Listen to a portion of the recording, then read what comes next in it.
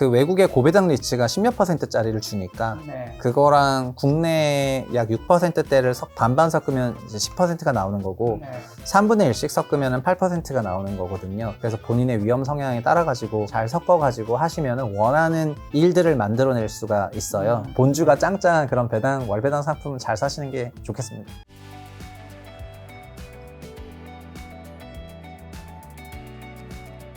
자, 그리고 피카 코리아라는 책도 내셨는데 그런 시대 한국 투자자들이 직면한 가장 큰 위험은 뭘까요? 지금 당장은 아니지만 저성장에서 만들어지는 자산 가격의 낮은 상승률, 과거에 있었던 대부분의 투자 관행이라는 게 매각 차익에 대한 그런 기대였는데 그런 매각 차익에 대한 기대가 광범위하지 않고 일부 지역만 발생을 하고 대부분의 지역에선 매각 차익이 없고 오히려 현금으로 문제가 발생한다거나 하는 부분이고, 두 번째는 결국에는 그 나라의 좀 부족한 현금 창출 능력은 이제 환율에 영향을 주는 거기 때문에 원화 자산이 달러 자산 대비해서 평가절하될 될 가능성이 너무 높아서 결국에는 피크아웃 시대가 되면 될수록 해외 자산 취득을 많이 해야 되는 것 같고요. 이미 개인들이 서학개미로 대표되는 계좌 이민을 많이 하고 계세요. 많이 하고 계시지만 앞으로는 더 적극적으로 해야지 된다고 생각합니다. 자, 그러면 저성장과 인구 감소가 현실화된 한국에서 반드시 갖춰야 할 자산 포트폴리오는 달러 기반의 자산인 건가요? 맞아요. 달러 기반의 현금으은 창출 자산이기 때문에 저는 그래서 책에서 외화 배당 상품도 많이 좀 소개를 했거든요. 외화 배당. 네, 원화 배당이 아니고 이제 외화 배당. 무슨 말이죠? 배당을 주는 형태의 뭐 리츠나 ETF나 이런 것들이 소위 달러 배당을 받는 거나 이런 상품, 엔화 배당을 받거나 하는 형태로 투자 포트폴리오를 조금 유지하는 게 좋아 보여가지고 그런 상품들에 대한 소개를 조금 했습니다. 가령 예를 들면은 한국에는 그런 형태의 상품이 없지만 이제 미국에는 모기지 리츠라는 게 있습니다. 우리는 소위 설거지 리츠밖에 없습니다. 그 모회사가 갖고 있는 나쁜 부동산을 비싸게 설거지로 사주면서 개인 투자자 통수치는 리츠들이 대부분인데, 외국에서는 그냥 리츠 그 자체가 부동산 간접 투자의 수단으로 많이 성장을 했기 때문에 리츠를 많이 사시고, 리츠의 장점은 뭐냐면은 은행도 배당 주고 리츠도 배당 주는데 왜 리츠를 하냐면 은행은 1년에 많이 줘봐야 2번 배당 주고 리츠는 월 배당 주는 상품이 많거든요. 그러니까 생활비를 현금으로 받아서 쓴다고 하는 입장에서는 월 배당 상품이 이제 매력이 높을 수밖에 없기 때문에 월 배당에 대한 니즈가 굉장히 많은데, 월배당을 주는 외국의 리츠 중에 모기지 리츠 2개를 책에 실었는데 그 중에 하나가 AGNC라는 겁니다. AGNC는 이 상품을 뭐 사라 이런 게 아니라 이 상품의 구성은 그냥 30년 만기 미국 모기지를 다 떠가지고 자기가 조달한 금리 대비 약간의 금리 차익이 생기니까 그 금리 차익 부분을 완전 배당을 하는 형태의 리츠인데 월간 배당을 하는데요. 지금 주가 기준으로 보면 배당 수익률이 한 14% 나와요. 그럼 연율로 14% 정도가 나오니까 월에 한 1.2%씩 받는데, 그게 본주라고 하는 모기지 리츠도 결국 채권이다 보니까 금리에 따라서 이제 본주 가격이 변하긴 하지만은 고위험 자산 같은 그런 격동적인 그런 무빙은 아니거든요. 그런데 이걸로 통해서 월간 배당률이, 그러니까 연배당률이 14%가 달러로 맞춰지는 거니까 굉장히 괜찮은 자산이라는 생각이 들고, 다만 달러 배당을 100% 이렇게 맞추기보다는 다른 거랑 같이 하면 된다라는 생각이고요. 그리고 엔화 배당을 주는 상품은 또 일본에 있는 그런 상장 리츠들을 또 사면 되거든요. 일본 상장 리츠들을 사거나 하는 형태로 맞추면은 엔화 배당이랑 달러 배당을 섞어가지고 외화 배당을 중심으로 현금 흐름 만들어낼 수가 있고, 이렇게 번 돈을 다시 또 그걸 사면서 계속 좀 늘려나가가지고 퇴직 전까지 이런 부분들을 복리 투자하시는 것도 좋은 이제 방법이 되겠습니다. SCHD랑 NLY는 뭐예요? 첫 번째 거는 이제 ETF 하시는 분들은 다 알고 계시는 슈드라고 하는 ETF고, NLY는 이것도 에이전시 같은 모기지 리츠입니다. 이건 근데 분기 배당을 하고 얘도 연율 10에서 12% 사이를 줘요. 근데 저는 이런 해외 직접 개별 리츠를 사는 거는 전체 ETF를 사는 것보다는 리스크가 크잖아요. 분산이 덜 돼 있으니까. 그래서 이런 개별 상품에 대해서는 이제 소개는 했지만은 100% 편입을 좀 비추천하고요. 이런 현금 배당, 금융 배당은 2천만 원까지는 이거를 세팅하실 수가 있으면 세팅을 하시고, 그 다음에 나중이 되면, 그러니까 이것도 다 은퇴 후에 현금 흐름 전략 같은 거가 되는 겁니다. 은퇴 시기까지 다 모았다가 그 시기가 됐을 때도 이런 형태의 상품들이 계속해서 남아있을 겁니다. 그러면 그 퇴직금을 한 번에 찾아가지고 여기 넣어놓든 뭘 넣어놓든 분리과세가 되는 세율 정도로 받는 방식으로 배당 성향을 10% 좀 합쳐가지고 8에서 8%나 10%는 배당으로도 만들 수가 있거든요. 그래서 그렇게 세팅하는 거를 참조하시라고 좀 적었고, 그리고 코덱스 일본 부동산 리츠라는 상품이 있습니다. 코덱스에서 만든 건데 일본에 상장된 30개 리츠 정도 다 떠가지고 ETF로 만든 건데 환해지 상품이기 때문에 원화로 배당을 합니다. 그렇지만 월간 배당을 해줘요. 일본 부동산 가치 상승에 따라서 본주 가격도 올라가요. 그래서 올해 이 책은 작년 말에 썼는데 계엄 때문에 올해 정권 이후에 이제 8월에 내게 된 건데 그 책을 썼을 때는 이게 어쨌든 상품 가격이 10,000원 정도였는데 지금 12,000원까지 올라와 버렸기 때문에 아쉽긴 하지만 배당 수익률도 그래서 좀 내려왔지만 본주가 짱짱하게 올라왔다는 것만으로도 일본 부동산이 좋다는 걸 또 의미하기도 하거든요. 그래서 해외 부동산, 해외 주식, 해외 현금 흐름 창출 자산으로 나중에 포트폴리오를 꾸미셔야지 되니까 미래에는 이제 그런 부분을 좀 담아가지고 책에 정리를 했습니다. 자, 일본의 잃어버린 30년이 만약에 한국에 펼쳐진다면 한국도 지금 저성장을 접어들었으니까 어떤 모습이고 우리는 그럼 뭘 준비해야 될까요? 지금 우리 국내 개인들이 미국 주식 하시는 규모가 한 130빌리언 정도 되거든요. 근데 우리나라 가계 전체의 자산은 부동산이 많기 때문에 부동산만 7천조 원이 넘잖아요. 그리고 그러니까 해외 금융자산이 여전히 너무 작은 것 같습니다. 저 개인적으로 생각했을 때는. 물론 그러면은 여기서 막 10배 이상 올라가면 되냐 하면은 역설적으로 굉장한 그 환율 상승 압력을 줄 것 같거든요. 우리나라 돈이 외국으로 가는 건데. 일본에도 어쨌든 한 달 살이를 하고 갔다 왔고, 이후에도 이제 여러 번 가고 하면서 뭘 느꼈냐면은 91년, 2년에 일본의 주식시장이랑 부동산 시장이 거품이 좀 터지는 과정에서 잃어버린 30년이라는 게 나왔는데 결국 돌이켜보면은 그때 승리했던 기업과 사람들은 해외 투자했던 사람들이었어요. 그러니까 일본의 자산 가격이 상당한 시세가 유지가 됐을 때 그 자산을 처분해서 해외 자산을 취득한 기업들이 해외에 편안하게 갈 수가 있었고 10년, 20년 지나가지고 해외 진출을 하려는 일본계 기업들은 엄청난 어려움이 있었습니다. 왜냐하면 동규모의 어떤 투자를 하는 데 있어가지고 말 그대로 2배가 필요하게 되거나 이런 거였기 때문이거든요. 그리고 개인들도 그때 와타나베 부인으로 대표되는 해외 투자를 많이 하는 개인들의 그 머니무브가 있었는데 이게 요즘은 이름도 고상한 엔캐리 트레이딩인데 근데 결국 엔캐리 트레이딩을 했던 것도 일본의 개인 투자자들이었거든요. 그런데 저는 우리나라도 중장기적으로는 소위 원캐리 트레이드를 하게 될 거고요. 한국의 부동산 가격으로 대표되는 자산 가격이 정점에 있을 때 그거를 잘 처분해서 해외로 가면 갈수록 결국은 그분이 가장 큰 성과를 얻을 거라고 생각을 하고 있습니다. 결국은 일본으로부터 반면교사를 한다면은 그리고 이게 나쁘냐 그게 아니에요. 그 돈이 성장률이 없는 나라에서 성장률이 높은 데로 가서 결국은 소비는 본토에서 일어나는 경우가 일반적이었기 때문에 일본도 이것 때문에 나쁜 건 아니거든요. 그래서 이런 방식으로 해외 투자를 적극적으로 하시는 분이 최종적으로 승리자가 되실 거라고 생각해요. 지금 말씀하신 걸 들었을 때는 어쨌든 외화, 특히 달러 자산을 가져야 되는데 한국인 분들의 자산이 70%가 부동산이잖아요. 네. 그럼 부동산을 좀 팔고 가는 것도 필요하다는 건가요? 앞으로 한 5년간은 그래도 부동산 시장이 1970년생 분들이 만 60세가 되는 게 2030이고 연금 수령이 2035니까 우리 거시경제 모델을 보면 2035부터 성장률이 급격히 떨어지거든요. 그래서 앞으로 그래도 한 5년, 길게 보면 10년 정도는 지금의 모습이 그래도 이어질 거라고 보고 있습니다. 지금 시장의 생각은 이 남아있는 기간에도 최대한 뭔가 빨아먹으려고 하는 그런 욕심이 조금 있어 보이고 그러나 저의 생각에는 그냥 이미 시장이 어느 정도 부동산 같은 경우에는 많은 과열이 있는 이런 상황이고 그러니까 너무 여기서 더 업사이드 포텐셜을 보기보다는 그냥 자산 구성을 다양하게 하는 그런 용기가 조금 필요한 것 같고요. 그런 용기가 종국에는 훨씬 더 좋은 성과를 만들어줄 수도 있다고 생각하고 있습니다. 자, 한국은 근데 명목 성장률이 몇 %죠? 올해는 이제 실질 0.9에 물가 2니까 2.9고요. 네. 그러니까 우리나라의 잠재는 3%로 보통 생각이 되거든요. 네. 그 잠재가 빵으로 가는 겁니다. 35년 이후부터. 지금 미국은 몇 % 정도 되나요? 미국은 높죠. 물가 2에다가 성장률 거의 3% 나면 그럼 미국 한 4% 이상 나오는 거거든요. 네. 그러니까 미국이 생각보다 굉장히 높은 상태입니다. 4에서 5% 원저리가 나오니까.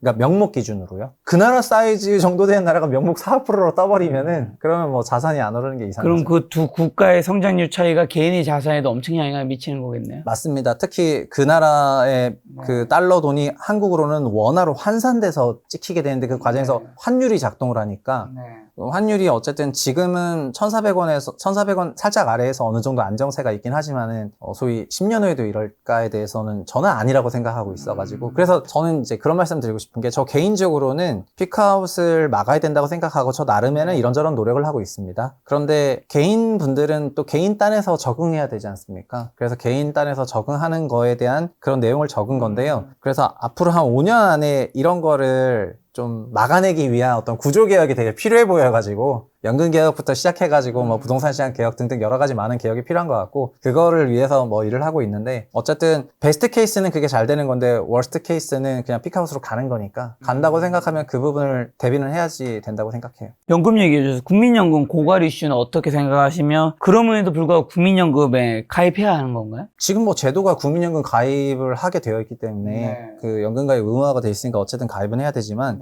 연금도 간단한 겁니다. 저희 퇴직연금도 똑같은 얘기입니다. 국가 레벨로 보면은요. 연금성 지출로 나가는 돈이 GDP의 6%에서 7%가 나가게 돼요. 2035년 이후부터. 국가 기준으로 GDP에서 6%에서 7% 정도 되는 돈이 항상적으로 연금에서 발생이 된다면은 그럼 그 연금은 고갈이 없는 거거든요. 근데 연금의 기대 수익률은 6%예요. 그러면 연금에 필요한 금액은 GDP의 1.2배예요. 1.2배를 6%를 곱하면 7.2%가 되는데 아무리 나가도 7%가 나가니까 이 정도 사이즈까지만 연금을 키워놓으면 연금이 고갈이 없이 영구히 받을 수가 있어요. 아주 간단한 계산입니다. 근데 지금 GDP의 0.5배예요. 그러니까 GDP의 0.5배인데 이거를 1.2배까지 언제까지? 2040까지 만들면 돼요. 2040 언저리까지 15년 남은 기간에 0.5배를 1.2배로 일단 올려놓으면 되는데 얘가 자발적으로 가는 건 수익률로 가는 거지만은 여기다 좀 부스팅을 해준다면은 연금에다가 돈을 좀만 더 넣으면 되는데 그게 저희 계산으로 GDP 1%짜리를 계속 좀 넣어보자는 거잖아요. 10몇 년간. 그러면 GDP 1%를 10몇 년간 넣었는데 그 GDP 1%가 어디서 나오냐 하시는데 이미 우리나라 기초연금으로 GDP 1%가 나가고 있어요. 그러니까 기초연금으로 나가는 GDP 1%를 국민연금에 놓고 국민연금의 성과를 이제 기초연금 성격으로 이제 전환을 하는 과정을 통해 가지고 그냥 잘 버무리기만 해도 추가적인 어떤 증세 없이 무한히 존치되는 연금이 되거든요. 그래서 이 안이 저희가 4.16 연금개혁이라 그래가지고 4%더 놓자, 1%만큼 GDP 하자, 그 다음에 6% 투자 수익률을 준용하자 그래서 9% 납입을 13%로 바뀌었고 GDP 1%더 납입하면 되는 건데 지금 406 연금개혁이 됐거든요. 근데 406 연금개혁은 결국 연금 고갈이 됩니다. 4.16 개혁은 고갈이 되지 않아요. 그래서 앞으로 연금개혁을 누가 어떻게 할지는 이제 지켜봐야 되는데 406, 뭐 506, 뭐 407 어떤 방식을 하더라도 그냥 무조건 고갈이고 그냥 416 개혁 이상을 해야지 고갈이 안 되니까 이렇게 됐으면 좋겠다는 얘기입니다. 그러면 고갈되고 안 되면 어떻게 되냐? 아까 말씀드린 거랑 똑같습니다. 아마 80년대 중반까지는 대부분 어느 정도는 받으실 거지만은 90년생부터는 사실상 거의 받기 어려워지는 거죠. 거의 받기 어려워지는 거기 때문에 이분들은 그러면 내가 받지도 못한 연금 내가 왜 내야 되냐 막 이런 거고 근데 연금은 이제 지급 보장을 의무화했지 않습니까? 얼마 전에 그러니까 연금을 주기는 할 거지만 지금도 기재부 사람들 보면서 어떤 느낌을 받는지 모르겠지만 그 사람들은 줄 사람들이 아닙니다. 그냥 나라가 더 소중한 사람이야 개인보다. 그래서 기재부 관료들이 미래에도 지금처럼 똑같은 생각을 갖고 있다면 전 연금 안 준다고 생각하기 때문에 연금 개혁을 하거나 아니면은 개인들이 개인 소위 사적연금을 통해서 엄청나게 보강을 해야 되겠죠. 사회초년생들에게 근데 연금 저축 가입은 섣불리 추천하지 않는다고요? 나은 대안이 있나요? 그러니까 결국 개인이 사적연금을 이제 좀 많이 확보를 해야 되는 건 맞는데 근데 그 사적연금을 하시면서 너무 그 소위 저위험 상품으로 하시는 거를 비추천하는 거고요. 젊으신 분들일수록 역설적으로 아주 고위험 상품을 하셔야지 돼요. 어차피 초기에 그 시드가 모여지는 과정에서는 고위험 상품을 해야 되고 그리고 한번 설령 무너지다 하더라도 그걸 회복할 만한 시기가 있지 않습니까? 그래서 젊을 때는 그래도 고위험 상품을 하시고 나이가 아주 많아지시면 현금흐름 기반의 저위험 상품으로 가면은 그 생애주기 따라서 하면 되는 건데 개인연금성 상품들 중에서 그냥 안정성을 지향하는 상품들이 그 안에 들어있는 게 너무 많다 보니까 그런 거를 구분해서 이제 말씀을 드리려고 했던 거고요. 그냥 젊을 때는 주식을 하십시오. 개인연금은 이제 좀 만들고 나서 그 다음에 천천히 준비하셔도 45세부터 그냥 개인연금, 퇴직연금을 그냥 1,800만 원씩 짱짱하게 좀 채워넣고 쭉 가셔도 은퇴하셔서 생활하시는데 아무 문제가 없습니다. 네. 그럼 주식해야 한다 얘기해서 연에서 8에서 10%의 배당 수익률 포트폴리오 구성할 수 있는 현실적인 방법과 추천 조합은요? 네, 이거는 아까 그 질문에서 그 외국의 고배당 리츠가 10몇 %짜리를 주니까 그거랑 국내 약 6%대를 반반 섞으면 이제 10%가 나오는 거고 3분의 1씩 섞으면 8%가 나오는 거거든요. 그래서 본인의 위험 성향에 따라 가지고 3분의 1, 4분의 1, 2분의 1 이런 식으로 잘 섞어 가지고 하시면 원하는 일들을 만들어낼 수가 있어요. 그런 류의 상품들이 있으니까 월배당 상품 중에서 잘 찾으시면 좋겠고 일부 커버드 콜 형태의 상품은 막 배당 수익률이 뭐 10몇 %가 아니라 이제 코인베이스를 베이스로 하는 커버드 콜 이런 거는 막 소위 30-40% 주는 것도 있다고 알려져 있지만 굉장히 고위험 상품이니까 위아래가 너무 넓은 거여 가지고 네. 배당은 받았으나 본주는 다 털린 이런 경우가 있을 수 있어가지고 이런 너무 커버드 콜 상품에 매몰되지 마시고 그냥 본주가 짱짱한 그런 배당 월배당 상품을 잘 사시는 게 좋겠습니다. 아까도 말씀해 주셨죠. 여기 해당되는 것들이 어떤 것들이 있죠? 미국 모기지 리츠들 네. 미국 모기지 리츠들이 소위 12에서 14%대 배당 수익률을 주고요. 네. 한국 상장된 일본 리츠들, 그다음에 일본 상장된 일본 리츠들, 그다음에 이 외에도 미국의 알주식들, 그다음 미국의 배당 ETF들 이런 것들이 다 있어서 이걸 잘 섞어서 하시면 되고 이제 이런 내용들은 책에 들어 있습니다. 저 책 광고 좀 하자. 아 광고가 아니고 책에 좀 들어 있습니다. 그 책에 있다고 합니다. 좀 보시면 된다 이 말이죠. 노후 준비하면 저도 뭐 사실 소득이 작지 않지만 노후 준비하면 그래도 약간의 공포감이 들 때가 있단 말이죠. 그렇죠, 누구나 그럴 텐데 왜냐하면 우리가 몇 년을 살지를 모르니까 너무 오래 사는데 준비가 안 돼 있으면 이제 공포감이 될 수 있는데 노후 준비에서 시간이란 개념은 좀 어떻게 활용해야 이 불안감을 벗어날 수 있는 걸까요? 목표에 대한 그런 계산이 좀 너무 막연하고 느슨하다 보니까 막연한 불안이 되게 크다고 생각이 되거든요. 그 비교 대상군이 뭐 소위 재벌이랑 비교해버리거나 이제 이러면서 본인 이미 많이 모았음에도 불구하고 생각보다 덜 모았다고 생각한다거나 하는 게 많은 것 같습니다. 저는 사실은 투자도 이게 과거를 보면 투자의 구루들이 왜 집부터 사라고 하냐면은 뭐 집이 투자 성과가 좋다기보다는 본인이 일단 생활이 어느 정도 안정화되면은 투자도 잘 되기 때문이지 딴 게 아니거든요. 근데 우리는 이제 부동산으로 돈을 벌려고 투자를 하다 보니까 부동산에 대해서 좀 고위험을 지게 되는 경향이 있는데 이것도 똑같습니다. 저는 투자 성과가 좋아지려면은 기본적으로 조급함이 없어야 되고 장기 투자를 감당할 만한 그런 인내심도 있지만 여유가 있어야 된다고 생각하는데 여유는 결국 현금 흐름에서 나온다고 생각을 하고요. 평생 월급이라고 하는 은퇴 시점의 현금 흐름을 셋업을 해놓으면은 나머지는 좀 위험하게 해도 되잖아요. 내가 좋아하는 스타일대로. 그러니까 그 세팅을 먼저 하시면은 되는 맥락에서 이제 이런 걸 쓴 거고, 그거는 본인이 결국 목표 금액을 어느 정도 설정하냐에 따라서 달려져 있는 거긴 한데, 지금 또 내가 은퇴까지 몇 년 남았냐, 이런 게 되게 중요한데, 코어는 결국 이겁니다. 퍼센티지가 중요한 게, 내가 이후에 그 연 수익률을 만약에 8%로 굴릴 수 있는 돈이 어느 정도 있다. 근데 그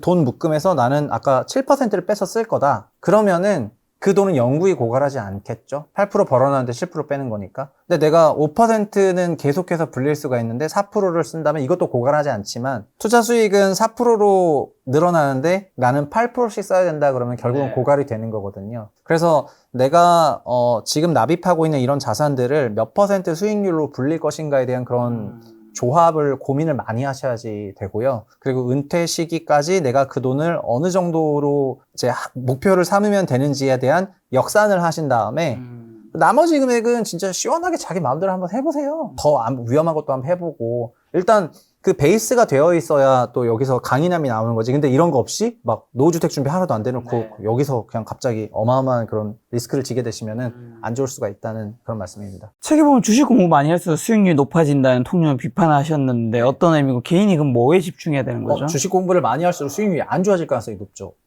네.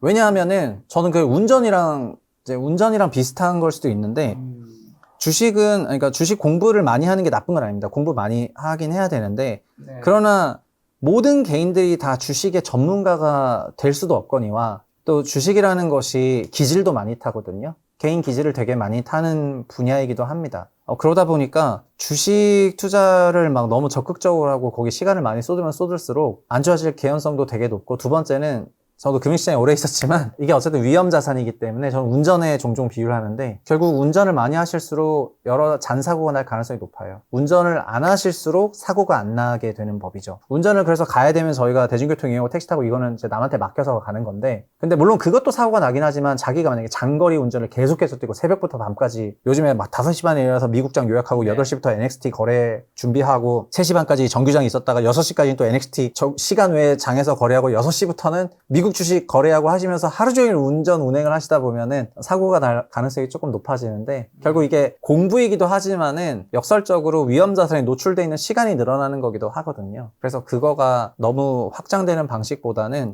제한적으로 들어가는 게 저는 무조건 좋다라고 생각을 하고 있고요. 그리고 내가 진짜 그런 큰 자산을 옮겨야 되거나 한다면은 그럼 정말 전문가한테 때로 맡길 수도 있는데 그게 어떤 개별 펀드를 잘 들어라 이런 게 아니라 그것 때문에 지수도 만들어졌고 패시브 지수 만들어졌고 액티브 ETF도 만들어졌고 그거를 운영하는데도 여러 개니까 이제 또 어느 정도 분산할 수 있는 툴도 많아졌기 때문에 개인들이 이런 잘 조직화된 시스템을 잘 쓰시기를 바라는 목적에서 그런 챕터를 적었습니다.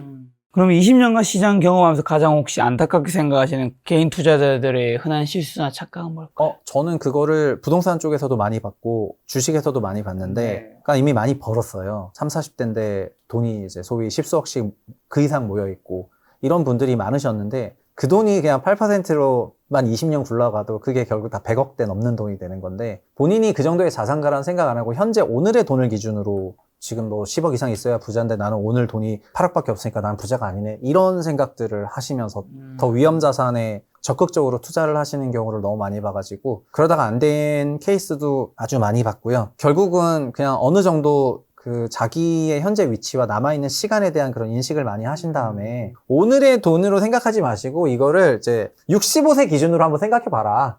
그러면은 뭐 30대인데 1억 원 있으신 분이 45세에 이제 한 5억 있는 사람보다 더 부자일 수가 있거든요. 그렇게 생각하시면서 65세 기준으로 한번 판단하시기를 바라겠습니다. 65세에는 어느 정도 금액은 있어야 되는 거죠? 그거는 아까 말씀드린 것처럼 그냥 자기가 월 소득 수준을 어느 정도로 잡느냐에 따라 가지고 그 금액에 이제 30년치 금액이 필요한 건데 예를 들어 한 달에 생활비 300만 원을 쓴다면요? 그럼 연에 3,600인데 여기서 연금 빠지잖아요. 연금이 1,200만 빠져도 2,400인 거잖아요. 그럼 2,400이 곱하기 30년 하게 되면은 7.2억이잖아요. 근데 7.2억인데 이걸 한 번에 찾았을 때 이런 건데 이게 7.2억이 아니라 얘도 또 8%로 계속 돌아가잖아요. 그러면 7억 2천이 필요한 것이 아니고 2,400만 원에 훨씬 더 적은 돈이 필요하죠. 2,400만 원 기준으로 나누기 8%를 하게 되면 3억이니까 그냥 그 정도 돈이면 되는 거니까 이제 그거를 역산하게 되면은 현재 가치 기준으로는 8천만 원 정도 필요해요. 그러면 2,400만 원 정도는 다 받는다는 얘기예요. 지금 8천을 모아가지고 8% 복리로 돌리게 되면. 암산이니까 아주 정확하진 않을 수가 있는데 1억만 있어도 8% 복리 20년이면 4억 6천이 되거든요. 그럼 아마 7천 언저리면은 이제 3억은 될 것 같습니다. 그러면은 이제 그 정도 받는데 문제가 없어요. 근데 이 모든 거는 이제 8%를 장기 그리고 거기에 해당되는 대표적으로 얘기해 주신 게 SPY라든가 QQQ가 지난 10년은 그랬지만 앞으로도 그래야 한다라는 게 있지 않나요? 지난 10년 정도가 아니고 이거는 지난 50년 이상의 데이터로 이제 이 정도 일드가 나오는 거라 가지고 그렇죠. 아주 장기간에 걸친 그런 이제 기대 수익률을 준 거니까 여기다가 환도 있잖아요. 환율도 1년에 2%씩은 또 빠지거든요. 그러니까 올라가거든요. 평가절하가 돼가지고 뭐 환까지 생각하면 달성 불가능한 그런 수치는 아닌 것 같습니다. 생각보다 많은 사람들이 더 많은 돈이 필요하다고 착각하고 있다는 얘기를 해주셔서 대한민국에서 부자의 기준은 순자산 기준으로 얼마 정도 있으면 부자라고 생각하시는데 상위 10%부터는 부자니까 그게 순자산이 10억입니다. 상위 10%가 10억 1%가 29.3억인가 네, 그러니까 1% 30억이고 그 0.1%가 소위 100억이 되는 건데 근데 이미 10억이 있어도 왜 부자냐면은 말씀드린 것처럼 그분이 만 65세는 다 아니거든요. 그렇죠. 평균 연령대 기준으로 보면은 그 돈이 은퇴 시점 기준으로는 한 2, 30억 되는 돈이에요. 그래서 그런 분이니까 이미 다 부자나 마찬가지고 근데 그거가 부동산이 다 포함된 순자산액인데 부동산은 제 기준으로는 2030이 정점이고 35부터는 횡보다 35 이후부터는 이제 좀 안 좋을 것 같은데 저만 해도 이제 60대가 되려면 20년이 남았는데 이제 그런 거를 생각해 봤을 때는 부동산 포지션을 세게 잡아가는 게 맞나 이런 생각이 많이 들걸랑요. 그래서 이제 해외 자산 베이스로 지금 이미 많은 전환들이 일어나고 있는 그런 상황인데 미래에는 더 많은 전환이 있을 거라고 생각을 하고 있습니다. 자, 대표님께서 20대 시절로 돌아간다면 그러면 자산 형성을 위해서 무엇을 가장 먼저 시작하실까요? 저는 20대 때 그 당시 가장 위험한 주식을 했거든요. 지금 20대로 돌아간다면 가장 위험하다고 알려진 코인을 했겠죠. 네. 그러나 제 20대 때는 코인이 없었기 때문에 그 코인을 못 했고, 저희 때는 소위 주식을 하면은 그 당시에는 거의 소위 시정 잡배로 보는 분위기가 있었습니다. 어떤 분위기냐면은 주식을 한다 그러면은 도박을 하는 것처럼 생각하는 경향이 너무 세가지고 회사에서 주식한다는 말을 아예 할 수가 없었어요.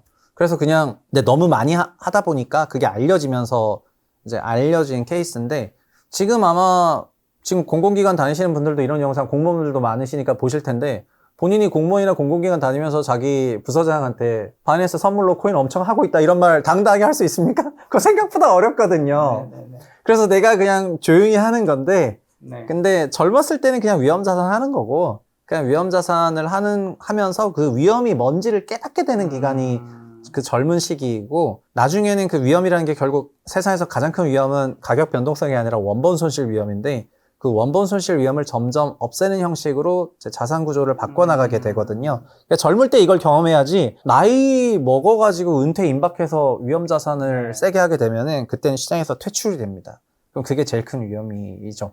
위험은 젊을 때 하자. 네, 그럼요. 젊었을 때 해야 됩니다.